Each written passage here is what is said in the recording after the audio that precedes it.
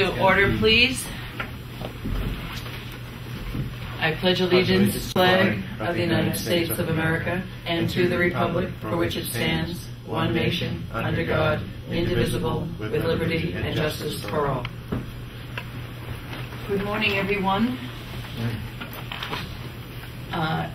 We have a moment here for public comment, if anyone would like to come forward. Seeing none, I believe the next thing on our agenda is Mr. Gotlieb, wherever he may be. He was here a minute ago. He was here a second ago, and Mr. Niedzwiecki. But, okay. But, Paul, are you... Yeah, I think what we can do is, I think Andy wants to talk to you a little bit about the review committee. Right. But, there was a discussion a couple of meetings ago about the regional wastewater management plan that we're working on, which is still very much in draft. But I think I'd like to just sort of show you a little bit about what we're thinking. What you're thinking. Maybe to get some input, and then we would expect that we'll show the collaborative something more detailed in January. Okay. So we brought a couple of maps and a little presentation for our thinking around what this regional wastewater management. And you've been working on this for, what? 6 months? Yeah. Okay. And a lot of it's been data collection now. We farmed out, we brought in a couple of consultants to do some more specific work on flow data. Because what we have to do is we have to take the data that's been collected for the Mass Estuaries project now and take out certain pieces of it that relate to flow data in order to get some of the cost estimates for what it might cost in some of these watersheds to address some of these things. Paul, would you introduce your team for us today? Sure. I'm Paul Niedzwiecki, Executive Director of the Cape Cod Commission. With me, Tom Cambereri, Water Resources Director, and Elizabeth Hughes, Special Projects Coordinator. Thank you. Great. Should we turn lights? Now we need an IT person. Right behind you. You need an IT person? Yeah. Oh. Thing is that, well, Try FA. I know that.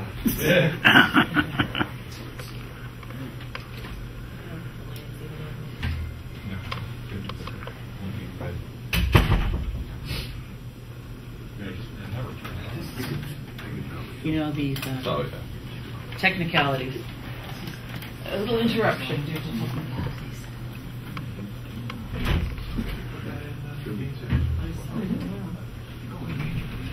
makes you great watch. Okay, I want to welcome everyone back from our recess while we're solving some technical problems over here. So while those are being managed, we will hear from Andrew Gotlieb, Executive Director of the Water Collaborative. Yeah. You had asked me to, in cooperation with Paul, to come up with some recommendations on the best way forward given the findings of the review committee, the public comment that you've received, the discussions that have been had with the collaborative, and my own thoughts on it. So what I've tried to do here is to give you a memo that sort of gives you a recommended path forward on this. And just to preface it, I think that by and large the review committee found that the collaborative had succeeded in many areas, and that the one particular area we felt that additional work needed to be done and that structurally there might be some changes warranted would be in the area of promoting regionalism between and among our communities. I will say that it's worth pointing out that the critique by the review committee was really looking at structural and bureaucratic functions and wasn't intended to be, and I don't think really was worded in a way that should have been taken as sort of a personal critique of the members of the group. And I think that there was some of the difficulty that's come is that it was taken somewhat personally. And I think that sort of raised some of the level of tension in the discussion beyond what was warranted. Two things came out of the commentary that was received. One was that from the municipal perspective was a desire to retain the existing governing board structure. And the second was I think in a way that we have not heard from our member communities in the past, pretty universal agreement about the importance of regionalism. And I think that is the positive thing upon which we should sort of seize and move forward on. So my advice to you is this. First, sort of formally thank and acknowledge the work of the review committee, because I think they did what you asked them to do. And I think as a group, they did it well. They didn't shy away from hard issues, and they didn't shy away from what ended up being a controversial set of recommendations. I think it's important to recognize that and acknowledge that.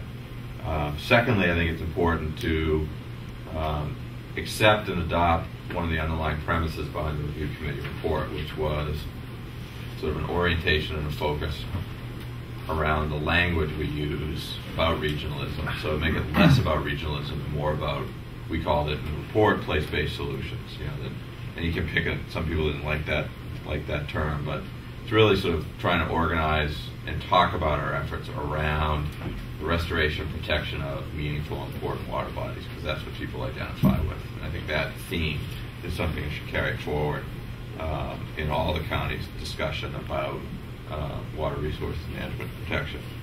Third recommendation is, at this point, to retain the current governing board structure and do not pursue structural changes. I think fourth, we should emphasize back to the towns, this message coming from you folks, the importance of active engagement of the elected decision makers in the ongoing work of the collaborative. We are at a stage now where towns are talking about serious plans, about serious money. And it's really important to make sure that we're getting out of the structure that we have, what it has as potential, to make sure that the elected officials and decision makers are plugged into what is happening with the collaborative. And that happens to greater or lesser degrees based on the town and the representative of that town and the practices that they engage in communicating information back to their member communities. I think that's something that the county commissioners need to address with the member towns.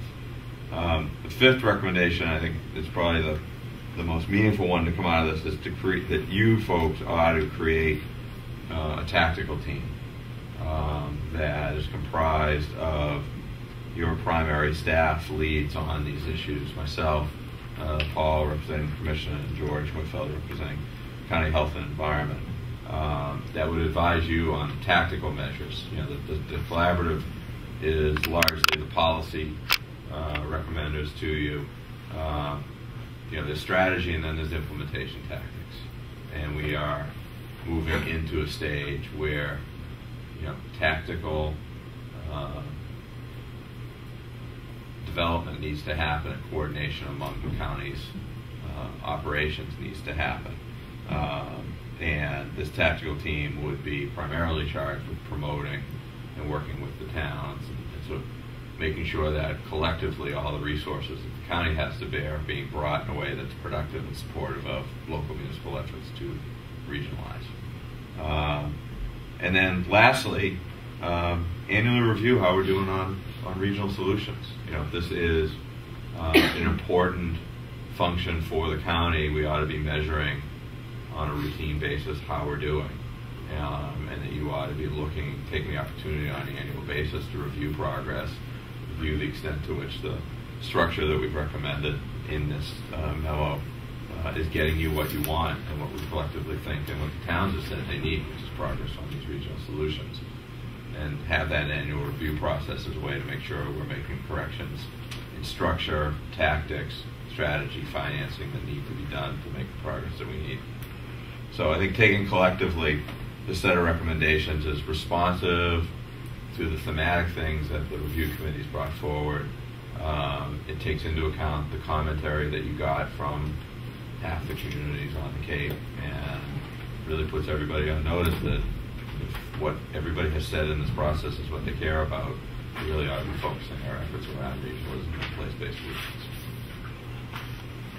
Yes, please. On the annual review, I would assume you're meaning the collaborative will do its own annual review. Well, I'm not talking about the 5-year review. No, I'm not talking about that, but I think that you ought, the commissioners ought to be setting and articulating some goals and expectations on an annual basis, whether you want to make it a companion piece of the budget or whether it's whether it's a calendar year or fiscal year thing. We can think about how we want to do that. But I think it's important for you guys to be saying, here are some target watersheds we want to see. Here are some areas that, from a tactical team perspective, we want you to focus on. Here are some things that the collaborative ought to be focusing on.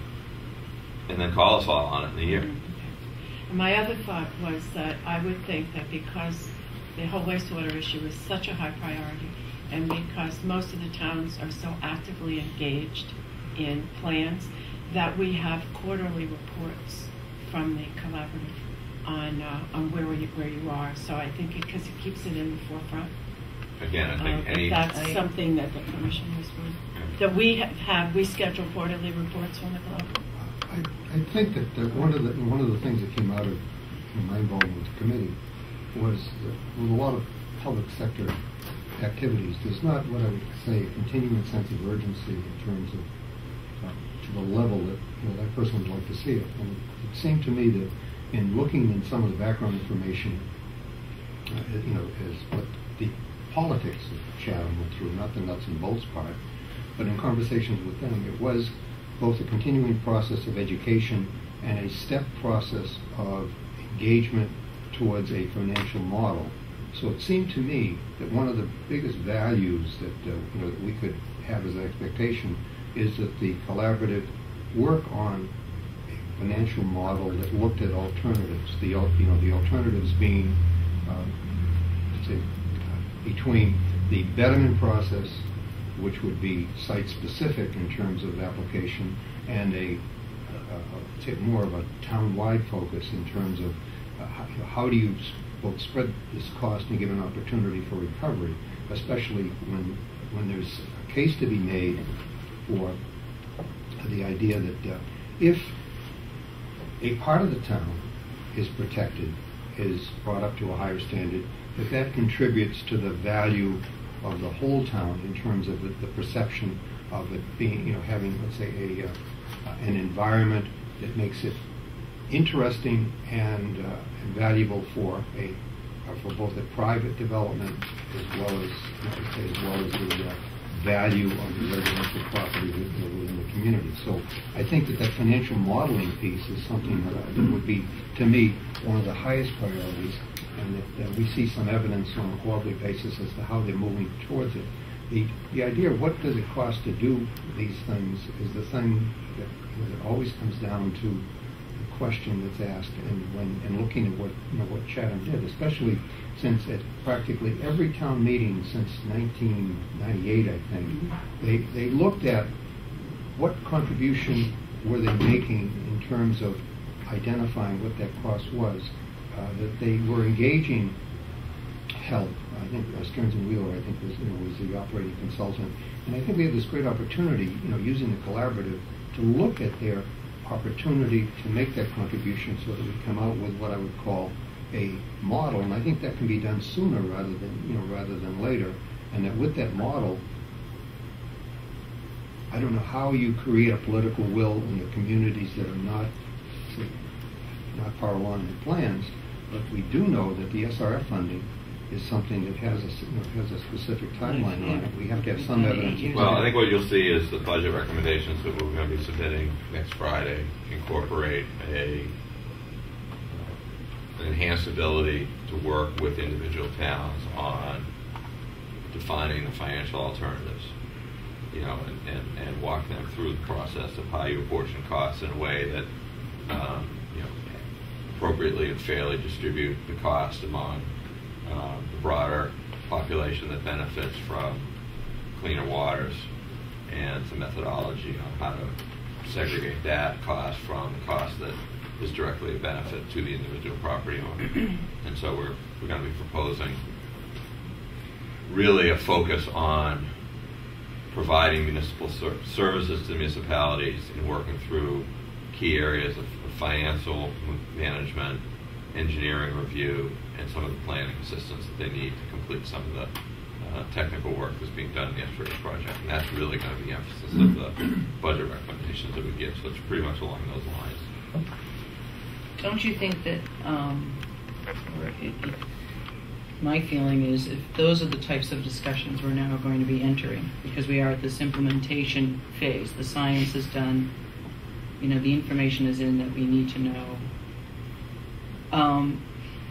And as Bill just alluded to, it was a political process, and to build the political will. And to be able to do that, the people who are in those political seats, like the boards of selectmen, would be, it would be to their benefit to have one of them at such a meeting, or someone on that tier of their authority, to learn these strategies firsthand so that they could bring those back to the boards as opposed to...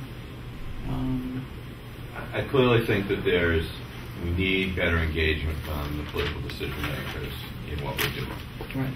And it's fairly clear that the information sharing channels that we've got aren't getting information back. There is not as much transfer of thought process from, say, what happened in the Chatham example and how they set aside money over a multi-year basis and built up a fund and managed their debt in a way that it was anticipating this.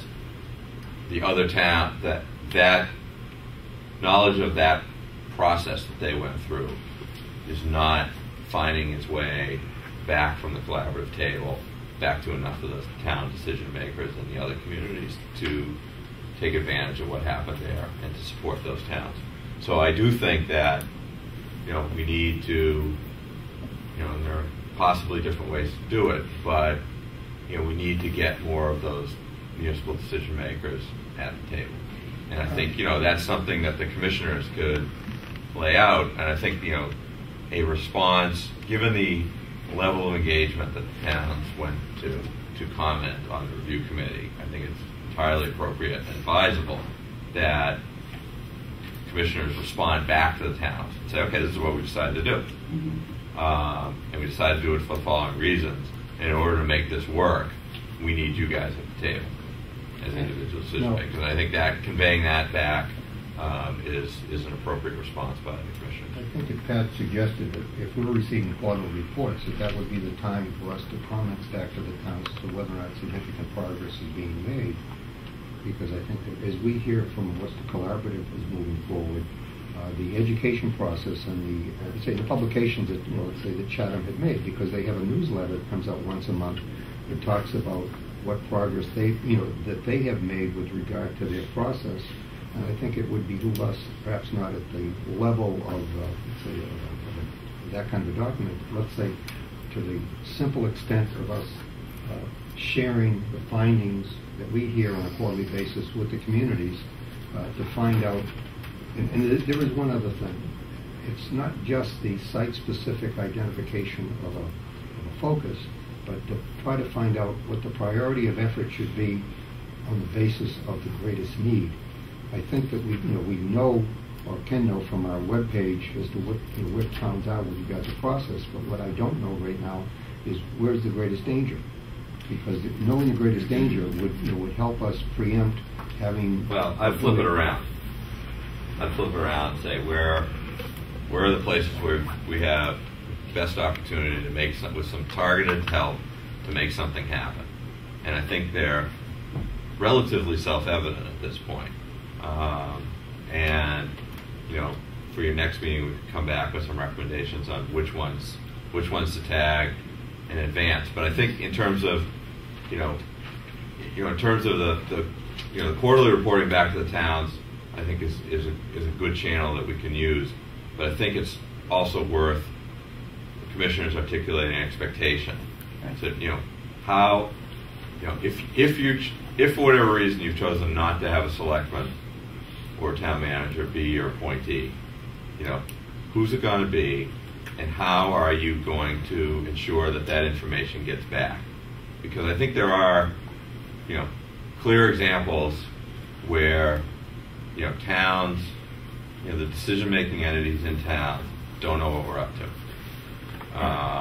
and there are clear breakdowns in conveyance of information back. And I think you need a level of engagement more than just a reviewing of a quarterly report. There's things that we're talking about, or things that we will be talking about in that coming year on a regular basis that aren't adequately captured in a summary report, where they need to be at the table. No, when I talk about a quarterly report, I don't mean I mean more of a discussion.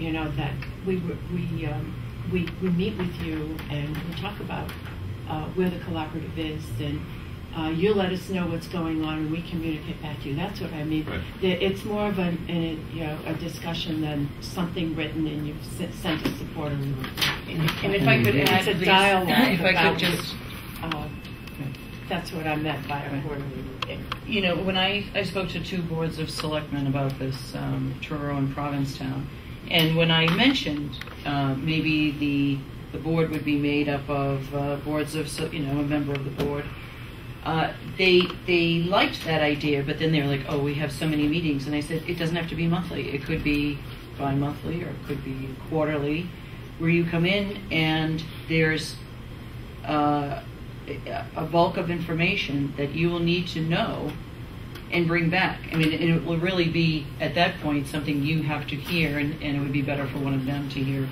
firsthand, and that would be, that might be a sufficient enough. I mean, I'm not sure. Is that meeting enough, or, Paul?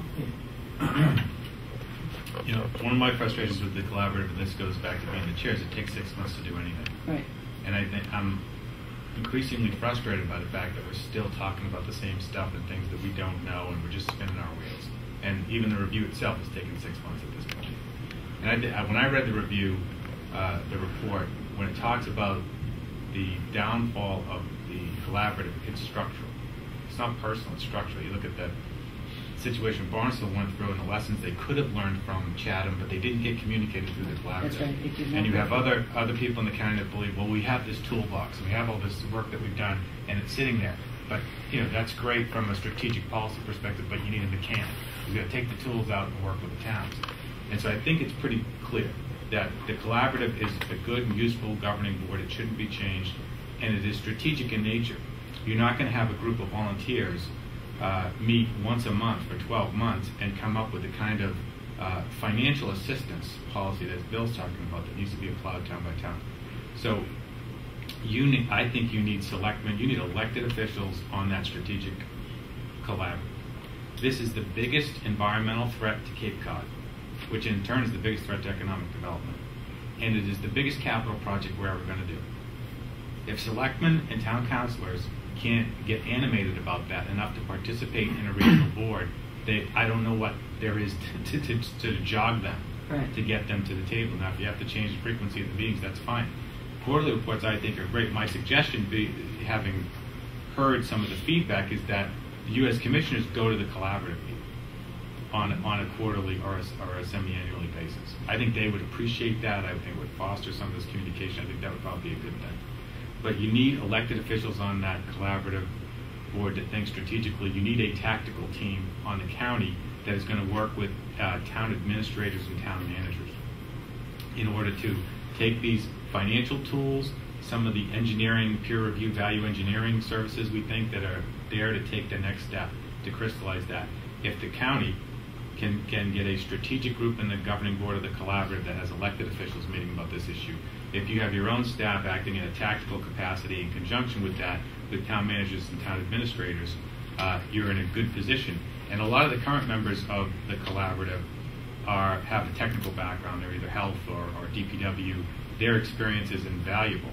But it might be time to bring back the technical advisory group so that you could have a place for some of those people to work on some of those more technical issues. Maybe they work on a more frequent basis than the governing board.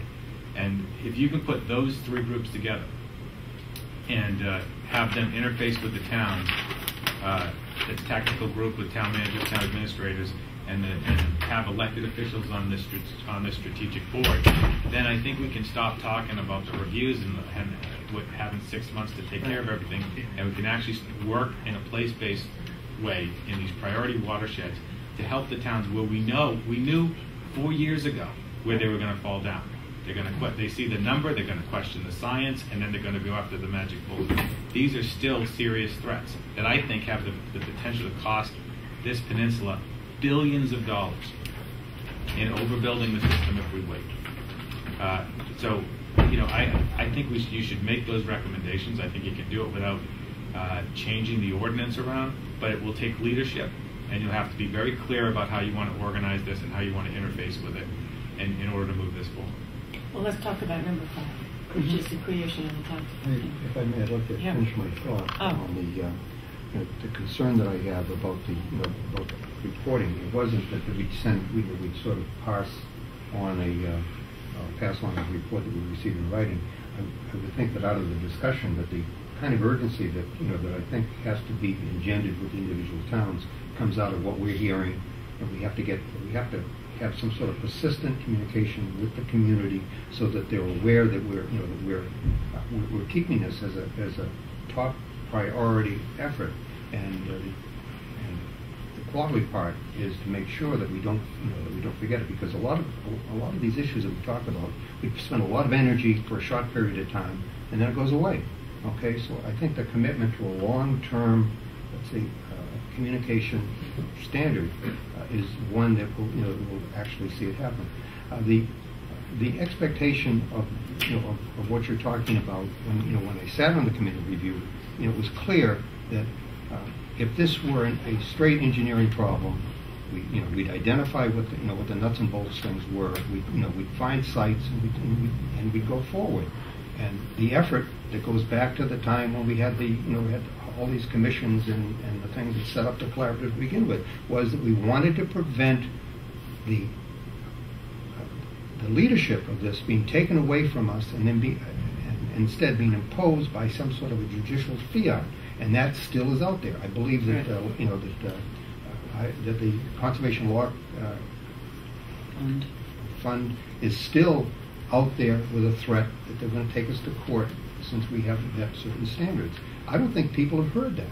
I don't think people really understand that is something that could happen if we don't make what I would call useful progress going forward. So we have the opportunity for leadership. We have the opportunity to move this process forward. We have to engage the community, and we do know that it's going to take as much time as it has. Yes, Mark. I would just add to Paul's comments. I agree with both Andrew and Paul. And I would add to Paul's comments. I think one other venue we should explore is to establish more formally on the agenda of existing venues. You have the Selectmen and Councilors Association meeting. They meet every month. Town administrators, they have a luncheon every month.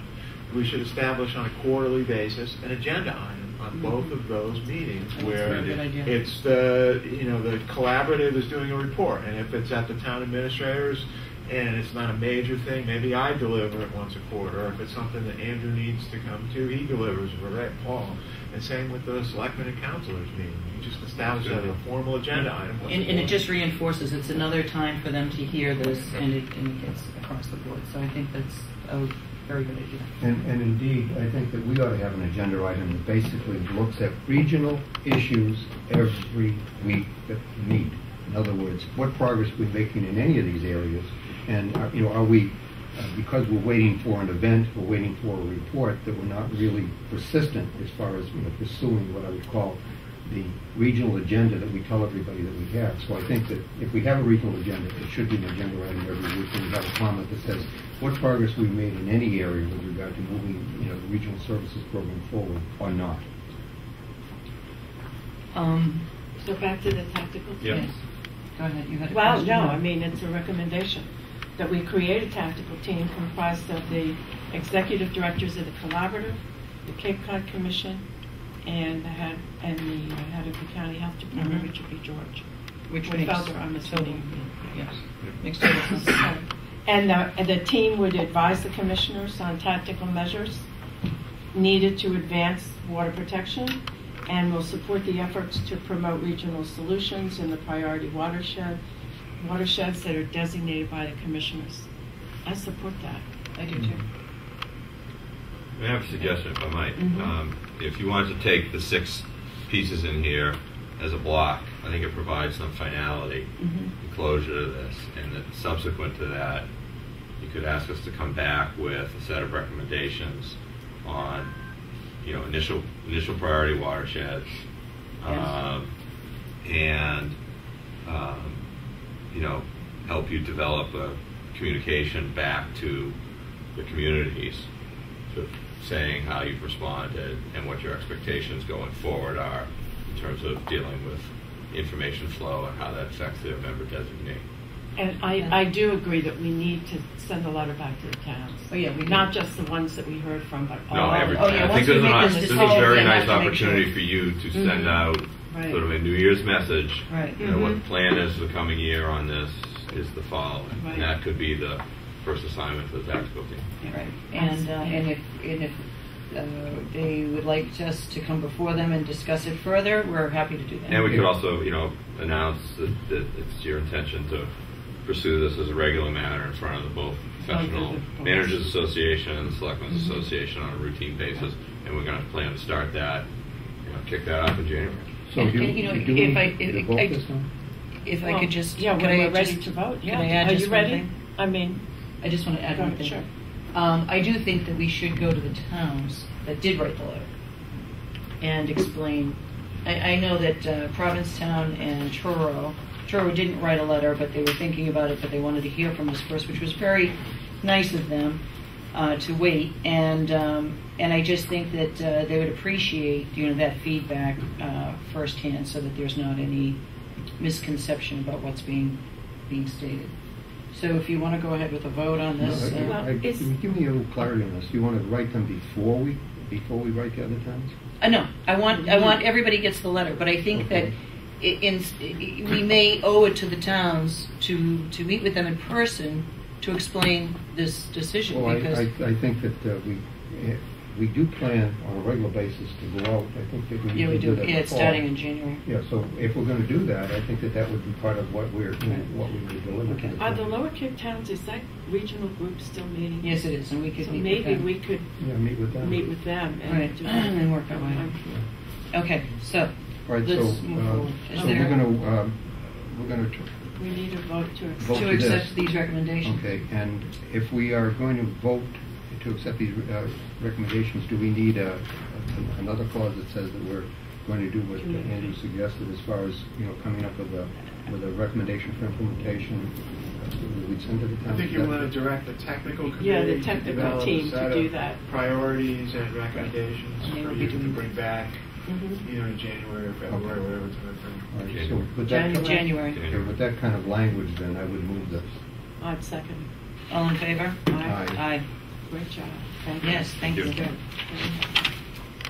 Now, yes, Paul Niedzwiecki, and we already Magic introduced lantern. Elizabeth Hughes, but there's also Patty Daly here. Patty Daly. Do you have enough kerosene to make the lamp work? And this is, Seems to be adequate kerosene.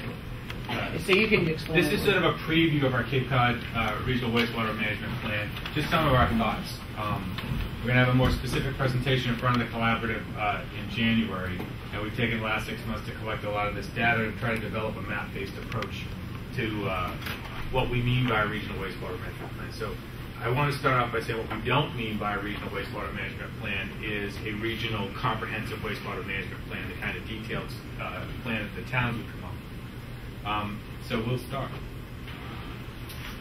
This gets to Bill's point. That's just an excerpt from the Times about CLF and their interest in this and how time might be running out for us, not only from the point of view of being overtaken by litigation, but overtaken by a regulatory process that's ramping up too. If I may, just to clarify, CLF is the Conservation Law Foundation. So. And from our SEDS process, Wendy was great saying that the environment is our economy. So when we talk about this, as I mentioned, biggest environmental threat to the Cape these days, I think also the biggest threat to our economy long term. And then the Commission's role here is to focus on balancing those the needs for economic growth with the environmental needs that we have. And so this issue is really one of the most crucial issues when we put that together. this is our green triangle from the regional policy plan, which talks about getting the right kind of development with a focus on redevelopment in the right place. And what we're using is a map-based approach here. These are our land use vision maps. We have Barnstable now. It's not reflected on this map, but it is in. And so this is our sort of own attempt at spatial planning, which not a lot of communities are doing yet. More and more are doing them, but not a lot of them are doing it yet. This is sort of the regional plan. That sort of place-based approach dovetails with what we're trying to do here, which is to focus on a certain geographic area in a very specific way. So, when we get into this, our overall objective here is to restore degraded water bodies by enforcing a regional nutrient management policy, promoting appropriate infrastructure and growth management mechanisms while protecting taxpayers from unnecessary costs. So there's a lot in that objective, but that's really what the Commission's objective is going to be. And I think is what the regional policy should be. And so that policy should focus in 3 areas that I see: environment, affordability, and appropriate infrastructure. So because we have to, our goal is to improve water quality, build appropriate infrastructure, and do it in a way that's affordable, most affordable. So some of the policy considerations that we've been looking at and would suggest on a regional basis is that we look at least cost options to meet TMDLs. We don't want to over-engineer, we don't want to overbuild, we don't want to be forced to do any of that. So least cost options and as little infrastructure as possible. We want the MEP process and the TMDLs to be the scientific basis for any plan going forward. And we think that shared responsibility for watersheds that span town borders is crucial to any regional plan. We have to find a way to get the towns to agree to that and to promote shared infrastructure to reduce costs and limit unplanned growth in those shared watersheds, to maximize benefits of existing systems that we have, and to control growth by encouraging land use or other regulations. An infrastructure technology that supports ultimately public health goals. Some of the decisions we're going to make about what kind of infrastructure, we don't want to get into the Title V trap. When Title V came out, it didn't address nutrients. We want to look at potential collection systems and a way of treating our nutrient problem with an eye towards things like pharmaceuticals and estrogen mimickers that might be coming down the road. I think that would be the most responsible long-term thing to do. And to provide a GIS-based tool for local and regional wastewater planning and decision-making that is easy to understand, so that when we go to these boards of selectmen and meet with civic associations, we can explain to them, really, this is a cost issue more than anything else. We have an obligation, we've got a duty, we're going to have to clean this up. We want to do it in a way that is most responsible from a taxpayer's perspective. So those are policy considerations. If we take the environment first, the fact that we have to clean these up. These are the MEP and non-MEP watersheds on the Cape. So there are 57 watersheds and a number of sub-watersheds within them. 23 of those watersheds have MEP reports that have issued TMDLs already. There are an additional 23 that are where the research is done. We're just waiting for the reports to issue. And then there are an additional 11 on top of that where we're not going to sewer. And you can see some of the darker brown areas, lighter brown areas. Those are areas that are not going to require a lot of nutrient removal. And so you see that the darker blue areas are those that we had MEP reports done, obviously, on the south side. And in those areas where we knew we had problems, in the green area are where we're waiting on reports to come in, so pending reports. So control of the septic load. This is a map that which would be part of a regional wastewater management plan, where we look at septic nitrogen removal needs. So you see the darker brown areas of those watersheds where you're going to have to remove more of the nitrogen, up to 100%. So you see Falmouth's got an issue, and Chatham has an issue too. It's part of their sewer plan. Those are areas where 100% of the nitrogen in those watersheds needs to be removed. And some of the other areas have less. But when you break it down to sub-watersheds, you'll see that in some of those larger watersheds, there are sub-watersheds where 100% has got to be removed. But you can see how this leads immediately to an engineering discussion, a discussion about infrastructure and how we're going to take care of this in a way that's appropriate. So, 37%. That is the current estimate for the nitrogen that needs to be removed, existing in the watershed now, that needs to be removed in order to meet TMDLs. Basically, it's the average nitrogen removal from a watershed is about 53% in the 23 MEP watersheds that are done. we anticipate it will be similar in the ones that are going to come in. And when you factor that in with the areas that we don't have to remove nitrogen from at all, we come up with about 37%. That's it at the existing level of development. So our costs, the cost question is on the Cape, how much is it going to cost to remove 37% of the nitrogen from these watersheds? So some of the preliminary conclusions that we've had the consultant prepare for us, almost 70% of the Cape Cod land area is in the MEP watersheds. Those 46 watersheds that we're going to have reports on. And 73% of the water usage is in those watersheds too. So the current Cape-wide wastewater flow is approximately 8.8 billion gallons a year. And the current treatment and disposal need is approximately 3.8 billion gallons a year. And future treatment and disposal need anywhere from 15 to 45%. These are the projected growth estimates that we've used when we are anticipating. So if we grow over the next 20 years 15 to 45%, that 37% number is going to rise. So in developing these systems, we have to build in some of these growth projections in order to deal with it. Go. If you're going to any type of a system where you're taking effluent away from the area where it's, from the water that's generated, does any of this address the need for recharging the water table at that particular point? It's a constant concern. It's not as much of a concern as other areas of the state where you would have interbasin transfer issues, because we have sort of a single source aquifer here, but it's multi-lens, and so we have to pay some attention to that. And it highlights one of the bigger problems we have on the Cape, whereas a lot of the water planning is done completely separately from the wastewater planning. And a lot of the water planning, this is backed up by some of the state regs, they don't want to see effluent discharge in or near wellhead sites.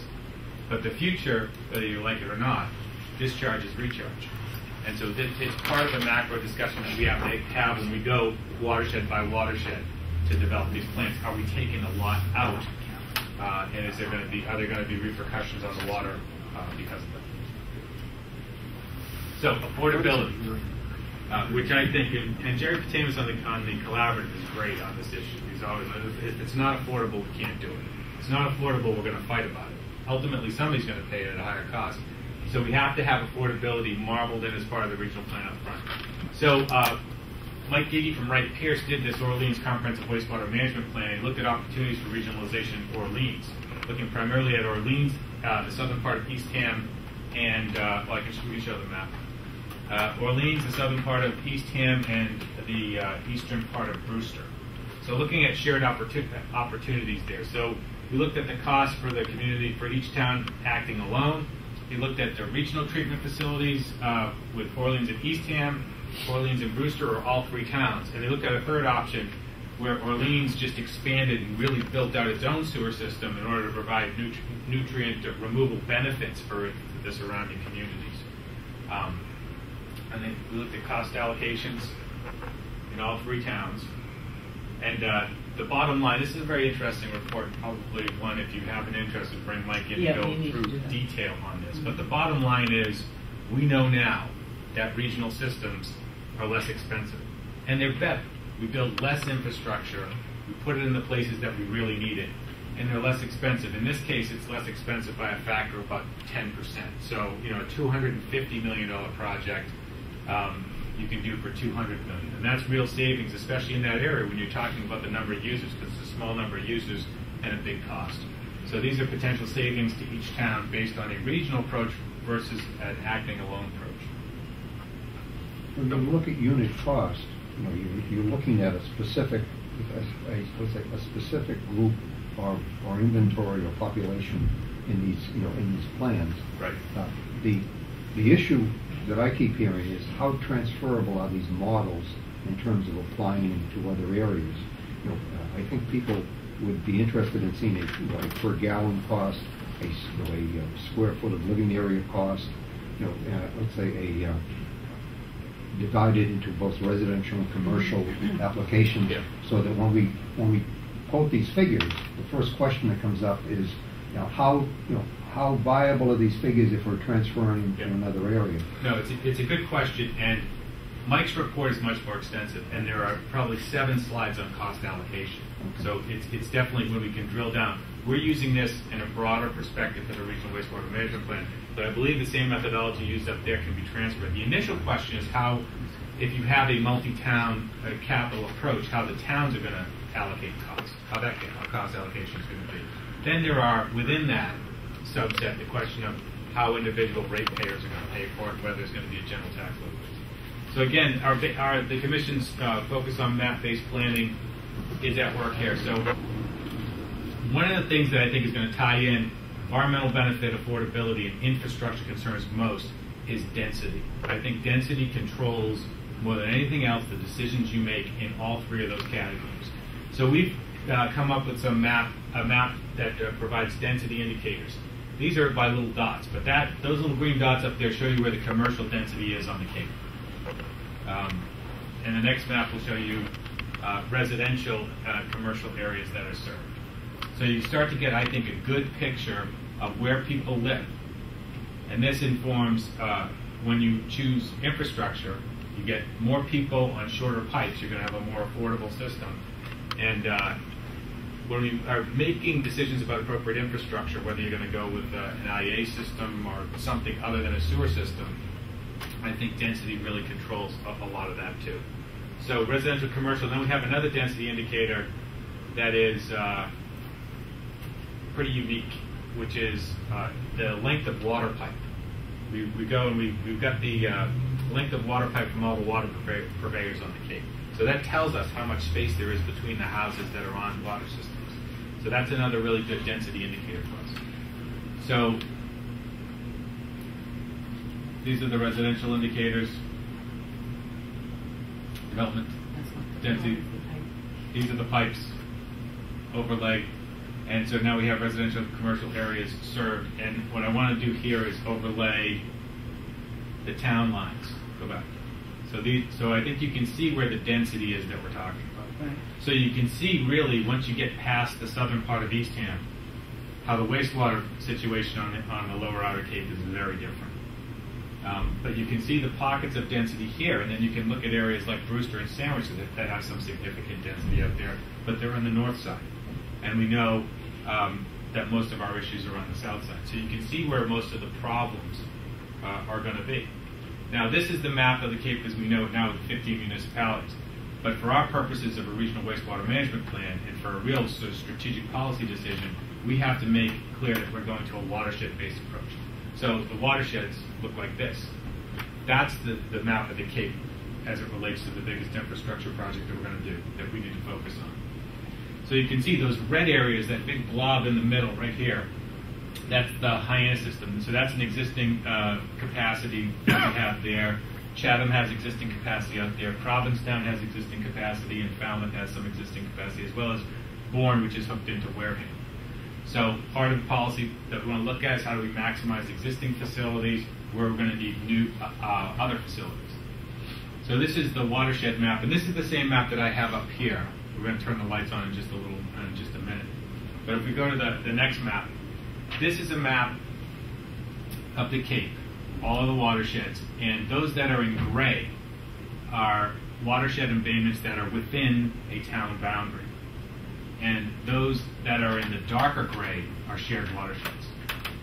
So when you are talking about creating a tactical team that's going to identify priority watersheds, and you as a regional government are accepting some responsibility for leadership there, I don't think we can underestimate how much of the Cape that we're talking about here. And this is why it's so important. That's why the review committee, when it talked about the need to move forward with regional capital plans, this is it. This is most of the Cape that we're talking about here. And the one thing that I'm sure of is if we allow 15 towns to go at it independently, we will have overbuilt the system, and we will have built taxpayers. When we have an and we will have made it more difficult to do because it's going to be more expensive. So I think what we have to do from a county perspective, from a regional perspective, is to get out there and find ways to bring these towns together to deal with the issues in these shared watersheds. So I think that's a very telling map right there. Is that the last one we have? Well, the infrastructure discussion. This is a humorous little photograph that we put up that's the perils of sewer planning. So strategies. shared responsibility, shared infrastructure, maximizing the benefits of existing infrastructure, avoiding lawsuits, efficient delivery systems, spreading the cost, continuing to look for outside resources, and working with financial models that we know work on the table. So these are the strategies that we want to see reflected in a regional wastewater management plan that could be adopted by the county as a policy, and something that we can start to work with the communities on. We see it as a real opportunity to agree on the principles that we need to agree on in order to move forward and get 3 towns that share a watershed all agreeing on this regional wastewater management plan, so they come to the table to have those very difficult discussions about building potentially shared capital infrastructure with common goals, common strategies, and enough information up front to have a productive discussion. So we'll take any questions on that, but then just if for the purpose of trying to figure out how this might play out. This is the watershed map again, with the existing infrastructure shown in orange and these density indicators down here. So if we wanted to take a look at a place like, starting with the biggest piece of infrastructure that we have here, this is Barnstable, and Lewis Bay has some TMDLs it still needs to meet, even though most of Hyannis is sewer. So it still has some problems, in part because the town lines there and the Yarmouth side, which has significant density, isn't hooked up. So, if you were going to maximize this potential right here to take care of this entire watershed, the question is, why wouldn't you enter into an agreement on that watershed to hook up Yarmouth and charge Yarmouth a retail rate, which would benefit the enterprise accounts over here? So then if you move west into the watershed here, this is Lake Wequawket up here, and this is Craigville Beach down there, you've got some significant density, but from the other maps, you don't have as much of a TMDL problem. You've got some localized nitrogen issues here in the headwaters around there. So the question then is, maximizing benefit, do you sort of reach a pipe out there to clean that up, or do you look at a smaller sort of package plant out there to take care of those headwaters? This watershed right here is 3 days. You've got a big problem, mainly because of the hydrology and the geography, because these inlets go way inside. So you get the headwaters of Prince Cove here pinches off all that nitrogen that's running through there and creates a really big problem. So there's got to be a capital infrastructure issue there. But Sandwich is a bit of a contributor. So maybe if we have to remove up here, this becomes a retail client to whatever sort of capital infrastructure is there.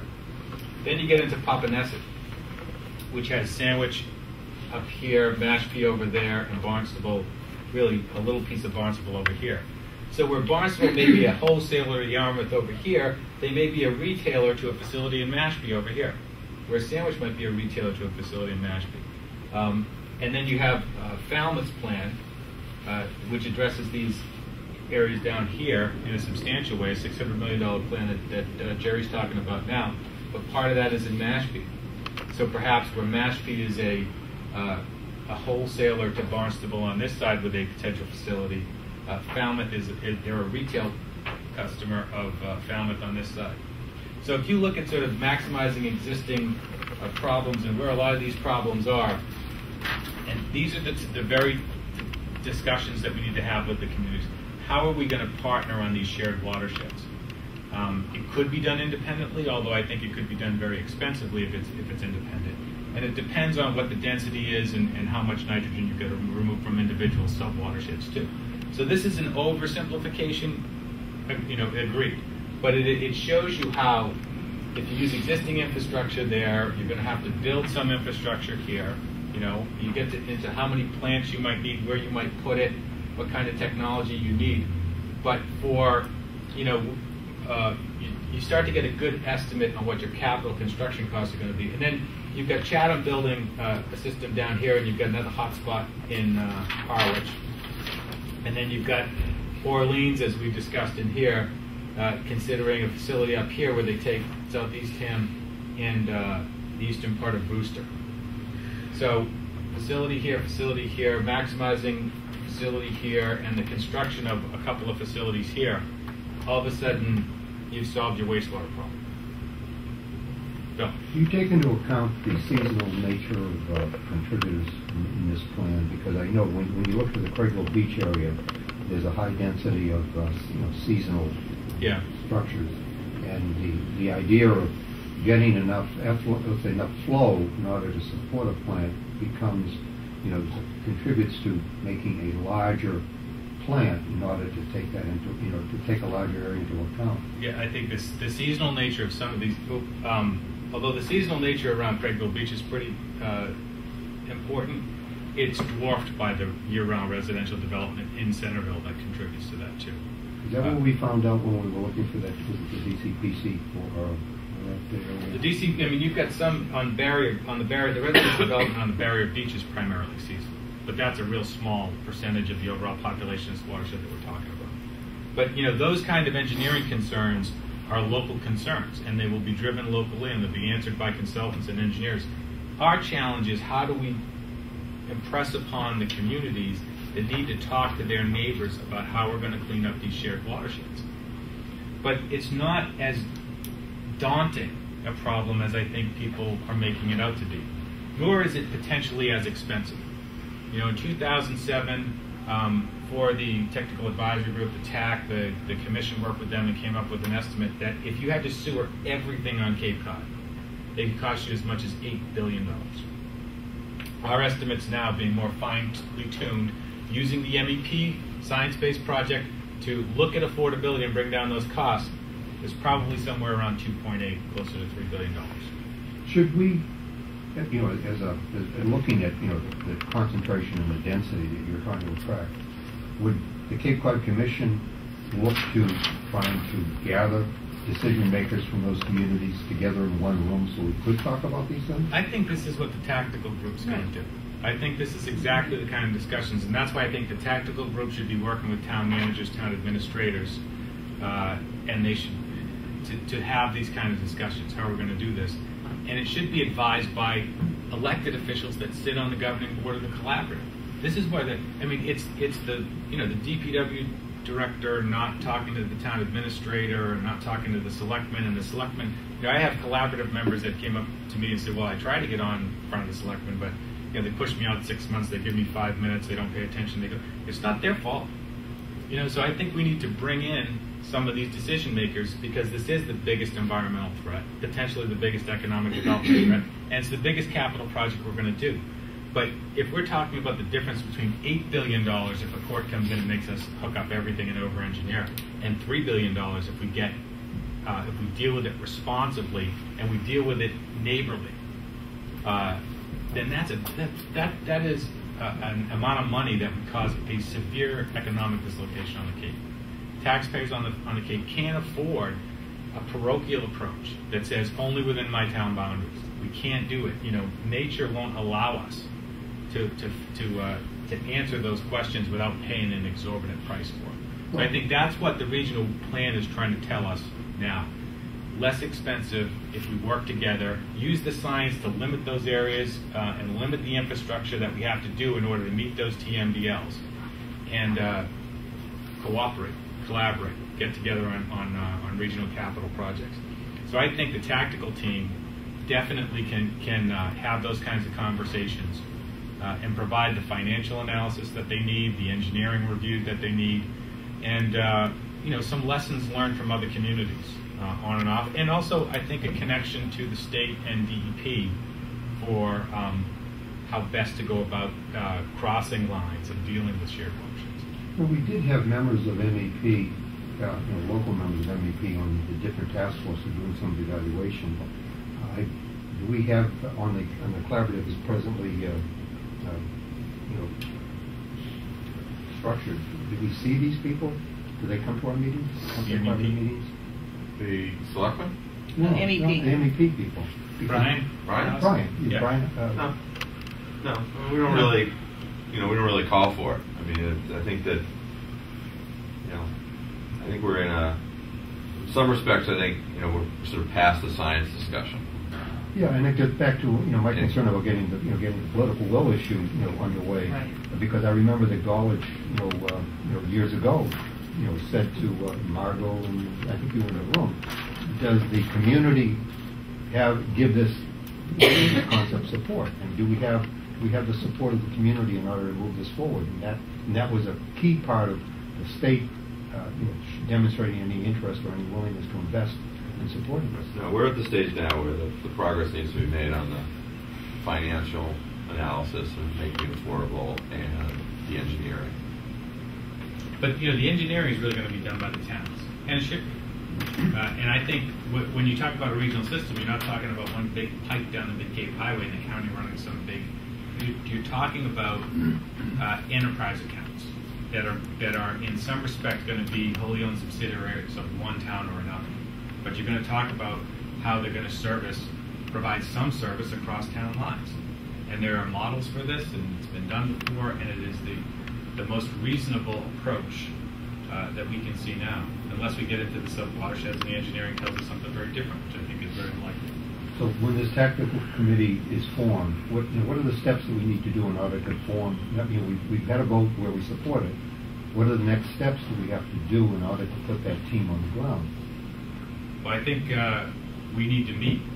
And we're just going to get started. And you've charged us today to come up with some priority watersheds. Now, the problem that we're going to face is we have to find a way to engage the communities in understanding that these are priority watersheds and offering our assistance in a way that's going to be accepted. We just can't come in and say we're the county Papaness, it's a problem, and we're going to make you clean it up necessarily. Okay, but we also have to remember that an important part of the community is the business community.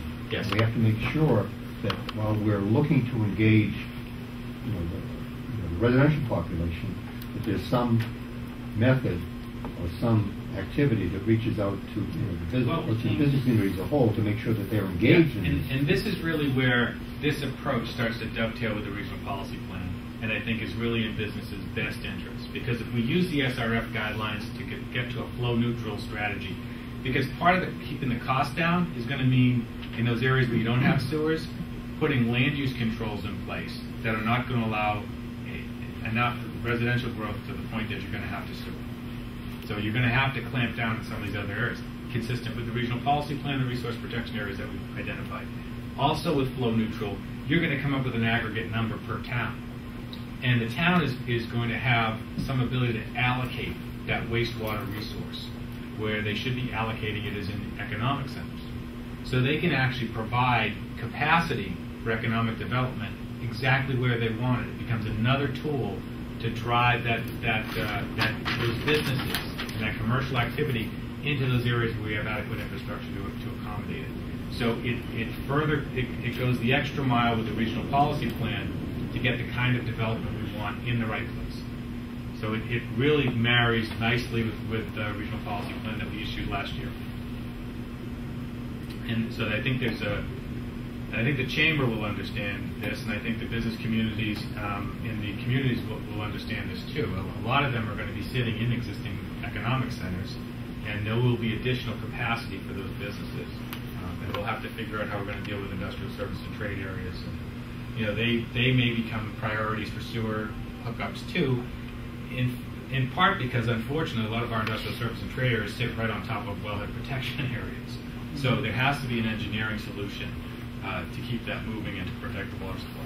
Okay, well, I would strongly recommend that we engage the business community and the development community as soon as possible, so that they, so they're not visited with, let's say, with a fait accompli, but have an opportunity to. I think the process from here is this is a draft. We have a lot of specifics that we want to fill in. We want to give a more specific presentation to the collaborative in January, and we'll take feedback from them, retool the plan, and then this regional policy will come back for you for some consideration. We'll have to figure out how we're going to deal with that.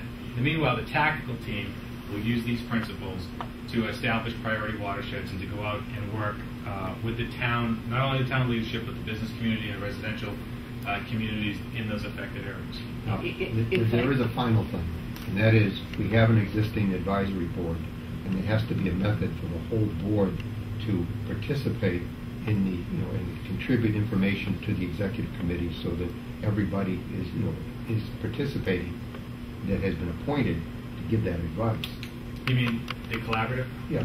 Well, again, when we set up this process, the understanding between the collaborative and the commission was going to go and develop this plan. The collaborative was going to comment on it from a policy perspective, but it really fell into the commission bailiwick as the county's planning entity to compile all this information, informed by the policy director of the collaborative, but to channel it back up through you guys. And so we're gonna close that loop in January, go back to the collaborative for that discussion, and then it'll come back through you from the commission. If we are looking to change the, not the structure of the collaborative, but maybe the membership and have boards of selectmen there, once this is complete, don't you think that that would be a good time to ask for their attendance, to see exactly what it is we're trying to say to them and the importance and where we are in wastewater planning? It's no longer the science and the engine, I mean, those people will always be there and they'll be part of it, but they'll be part of the workforce around it now, whereas it's really the boards of selectmen that have to have a clear understanding about what it is they're going to tell their constituents and how they're deciding to go forward. I mean, I think this work that the commission's done is really ripe to move. Yeah. So I'd be reluctant. I'm not saying the way it is now. Once it's complete. Yeah, no, and I think there's a rollout strategy that, as a tactical group, we can talk about the best way to bring that to. Yeah, and to Mark's point, once we have it's not just once. Once we have vetted it through the collaborative Mm-hmm. and brought it back to this body again, Selectmen and Councils Association would be a great format for this and the kind town of managers presentation. as well. Yeah, and exactly, town managers, town administrators. I mean, in many respects, what Paul's presented is brilliant in sort of simplicity and intuitiveness, but we're going to have to repeat it a bunch of times. So go to the towns once and say, here it is. I mean, this is a big thing to bite off and process, so it's going to take some repetition. It is big, but my hope is that this approach, for the first time, allows people to see the problem. Right. And I think once they see it, they can grasp it. And so we're starting to have some macro numbers, some macro watersheds. That's the appropriate role for the region to be considering this at. And when we get into the more specifics, we're not going to go into any town and tell them how to engineer the problem to take care of it. We are trying to provide enough of an overall context to have the discussion. And I think that what this does is that it breaks it down into doable pieces. When you are looking at the whole region, it feels overwhelming. How are we going to do this? Some people say, is there going to be one central plant and everything's going to be sewered? This breaks it down into bite-sized pieces where it can be addressed and the focus is on it, and then move to the next. When you look at where Falmouth is now, I mean, they've come a long way in a fairly short period of time with a big part of the answer. And then Mashpee is in, they're suggesting use different technology, which presents some issues, but at least they've done a lot of the sewer planning there. Barnstable has the biggest existing facility now, so in a way probably has the least costly alternatives. Yarmouth has done an extensive amount of planning. Chatham is leading the way, and Orleans is already there. So I think if you get a sense that there aren't a lot of communities that have huge issues that are just have their head in the sand. That's not the case. We've made a lot of progress. There's, within the next 12 months, there'll be significant towns with real money on the table to go ahead with capital construction projects. So we need to keep this all moving in the right direction. I think it's doable when you start to look at it this way. Go ahead. Mark. Mark. Paul, the only comment I had, and I go back to your policy considerations slide there, the only comment I would say is that how do we maybe increase the sense of urgency? And because it goes back to this whole CLF question or regulatory issues question. It seems like time equals money on this. And opponents are going to use, we can wait, we don't need to do this now, blah, blah, blah, all that. And that's the thing you want to avoid, really. There's a sense of urgency about this. You can't wait. If you wait, it's going to cost you money. I agree completely. But the more mind-numbing the numbers are, the less likely communities are to deal with them up front. And so I think the process is making this understandable, doable, and being able to explain the finance of it going forward. And then I think they'll be more likely to take it on. But there is a sense of urgency. And if it's not just the litigation strategy, too. There is potentially a regulatory approach where if the towns can't really figure it out, there would be a regulatory scheme that might sort of It will be across overtake the this. pond. Yeah. So it's going to happen, you know. And I think that the policies we want to happen at the least in the most affordable way. But you know, and Mark, I mean, you know, and I know when you look at sort of Boston Harbor, for example, you know, when the state could have been applying for money to build a new Deer Island treatment plant, they instead applied for a waiver, which for secondary treatment, which they were never going to. They had to know they were never going to get. It cost billions of dollars in the greater Boston area because they decided instead of filling out a grant application, they wanted to fill out a waiver. I'm starting to get that sense from some of the communities that are looking at some of these alternative technologies, I think, in inappropriate places. Okay, we're going to permit in some town a 10,000-gallon alternative system. If we wait for that to be permitted in hopes that that's going to be an answer, you will have cost taxpayers millions of dollars. Millions of dollars. So we have to use IA systems where they're appropriate. And I think based on density, they will be appropriate in some areas, parts of these watersheds. But we have to get to a policy that says, well, you've got an existing density, and you've got an existing TMDL that you've got to meet, you've got to remove 100% of the nitrogen from your watershed. You've got to start planning using the best available technology that we have today. Because ultimately, in the long run, that is going to be the least expensive. You know, there was a forum last Saturday on IA alternatives, over 10,000 gallons, and it was billed as, you know, better, faster, cheaper. Right. And none of them are better than centralized collection, as far as I can see right now. They're not faster if we have to wait for them to be permitted, because none of them are really permitted. Not a lot of them, or any of them, are permitted by the state right now. And I don't think ultimately when you have to build, you have to factor in the complete cost of that and all the pipes with these different technologies and the septic treatment. And when you put all of that in, I don't think that they're that less expensive either. There's another piece that says that in order for these alternate systems to be installed without state permission, that there has to be a performance bond Right. attached to it. And the idea of finding an underwriter to give a performance bond on a new system is something that's problematic for those of us who've done business with municipalities. So, and as part of the policy, I think better, faster, cheaper is exactly what we should be talking about. Right. You know, but we shouldn't be. I think the mistake is to think that you won't have to build any centralized collection systems, and that one technology is going to be the answer in any one watershed. I think that's an irrational approach. Let's collect the information on the watershed first. Let's see what the problem really is, and let's see what the proximity to existing facilities are, and any number of rational discussions, like the town of Chatham has gone through, like the town of Falmouth has gone through, like the town of Barnstable has gone through, to arrive at the most appropriate infrastructure possible. I'm very concerned, not that some of these systems aren't going to be used and that they're not valuable, but that people are thinking that this is the cheap way out.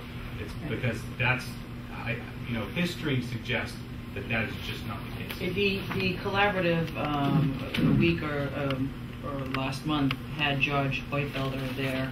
We talked about those alternative systems, and consistently, even those that are permitted and that can be put in there, the best they can do, and these are the best systems, are 50% of the job, 70% of the time. And I think people have to remember that number, because that's not a whole lot. There may be maximum 50%, 70%. So that means there's a whole 30% there that's empty. And that still may have some Yes, application in here some on of the those north other side. areas, in a phase exactly. two In concept. the Outer Cape, there's I think it might be. definitely. But the Outer Cape raises other issues. Right. Because they've got other issues when you get north of East End, but they're primarily water issues. Right. But the issue of water infrastructure out there is analogous to it's the same issue. It's a big number. Right. And so we have to also have the expertise in order to help them along with that. You know, Chatham has a figure that as of fiscal year 2017, that they're talking about a $210 per taxpayer as far as what what that system would cost them. Yeah. I think that what we need to do in order to make a lot of these figures manageable is identify what the participation is of an individual consumer. Well, I think when we go to a watershed-based approach here, and we're working with the towns, not directing them what to do, but working with them, I think we can bring some financial models in, help them have this discussion with their communities, and have that kind of level of specificity. I can tell you exactly where it's going to go. Once you get down to that level, it's going to boomerang right back up. Yeah. Because I don't think the financing of this is rocket science either. You know, I think in any given watershed, what's the 20-year replacement cost of your Title V system? That should be your betterment. Now, to build some of these systems, there's going to be a cost in excess of that. That's the cost that we need to spread around. And so if we can agree on some financial principles like that, we can look at other ways. But people are going to come back to the county and they're going to say, can you help participate in spreading the cost? And that's a conversation that we might have to have. But it'll be after we've identified watersheds, after we have memorandums of agreement with towns that are going to work together to clean these things up. Then I think we can talk about how we're going to spread the costs around. But I'm very optimistic as long as we continue on the path, there is a sense of urgency, and we start to make decisions now as a region, not as 15 individual towns. At what point do we talk about building in the monitoring of these systems so that we know whether or not they're being effective in reducing the PMDS? That's part of the permit. Yeah, that is going to be Oh, that's part Part of of the the permit. permit. When you get a permitted solution, it's post-implementation monitoring, and standard component of everything. Okay, Yeah, so we just know that that's going to happen. That's a built-in Okay. cost. Yeah, we have a separate, I mean, we have a separate issue because we've got some significant monitoring that happens in Cape Cod Bay and some of the water bodies, and we do our PALS program in the freshwater system. But there are these disparate monitoring efforts. And one of the things I would like to see happen on a regional basis is that all that monitoring is really taken into one place by the county. And that might be a way that we could offset some of the O&M costs of sewering if we were to do the monitoring. Does it make sense to try to put like standards of each of these systems that they have to have a unified, you have a plan, like the cluster and the... Yeah. We're planning on doing a wastewater management conference in February, early March. We're partnering with DEP on it. It's being organized by New England Interstate Water Pollution Control Commission on our behalf. And one of the sessions is going to be a piece where you could go in and say, if you're in a watershed that needs X amount of removal, these are the approved technologies that are applicable in that case. And these are the obligations that come with utilizing that technology. And if you're in a watershed that only needs 30% removal, these are the things you can do, and these are the requirements: post-implementation monitoring, management scenarios, individual homeowner contracts for maintenance, so that people will be able to walk out of that and say, if I'm in this type of watershed, in other words, if I'm south of 28, these are the things that the state's going to permit, and this is what's going to cost me to run it. If I'm between 28 and 6, I might be, based on my particular case, I might be able to do this or with some combination of on-site, and these are all the things I'm going to have to meet. So I can compare apples to apples, total solution cost to total solution cost in different scenarios. Yeah, So it speaks to that. And the good thing about getting ready for that session is going to force DEP to be able to think through what those alternatives are. And another reason why that's important is on the Cape, especially on the Upper Cape, we've seen this population explosion over the last 2.5 decades. And a lot of it were private developments, where they put in private roads and they put in private package treatment plant systems. And ultimately, these systems failed. Right. And some of the people that bought houses didn't even know that they were on a private road or a private system. So they've got no idea. It's their responsibility, but more often than not, the town winds up taking control of these. So if you have any number of different technologies, it raises the cost to the town for cleaning those up and operating those systems going forward. So we want to stay away from that. We want to go with technology that is somewhat uniform, or a menu to choose which way to go. The reason I bring that up is because since Falmouth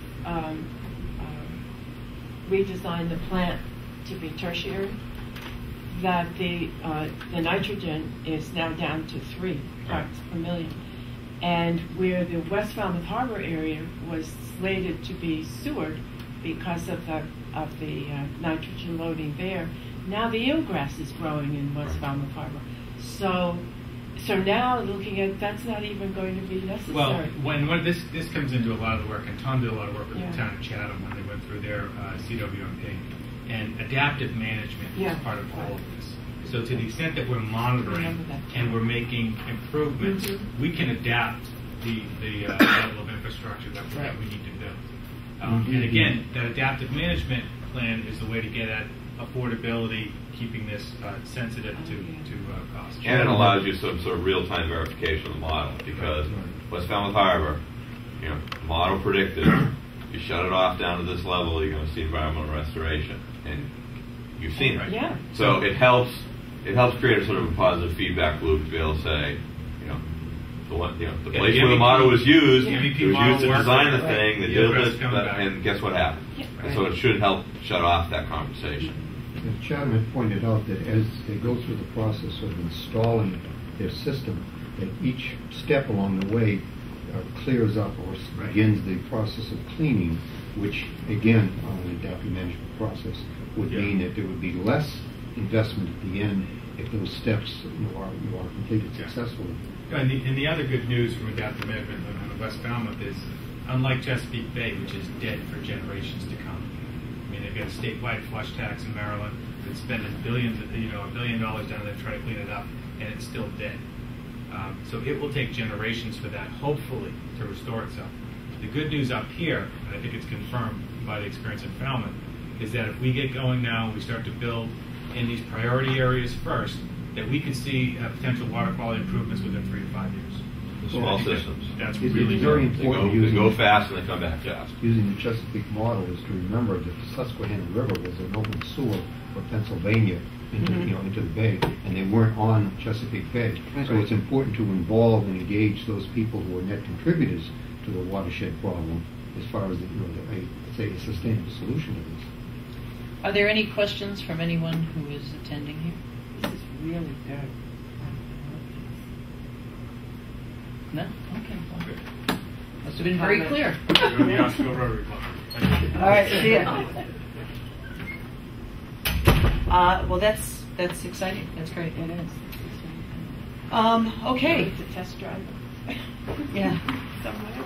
Well, thank you. Yeah. I appreciate all your input and work on this, and progress. Roz and Paul's and all of the staff here. Great job. Yeah. Keep it up, and thank you. Do we have Chris on our agenda?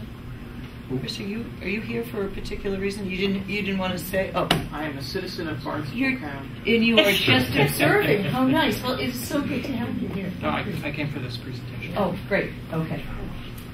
So, is there any other? Let's take a look. Now we have our. I guess we can close this section, and you can all go and finish your coffee and go back to work, and get those solutions going. And we'll continue on.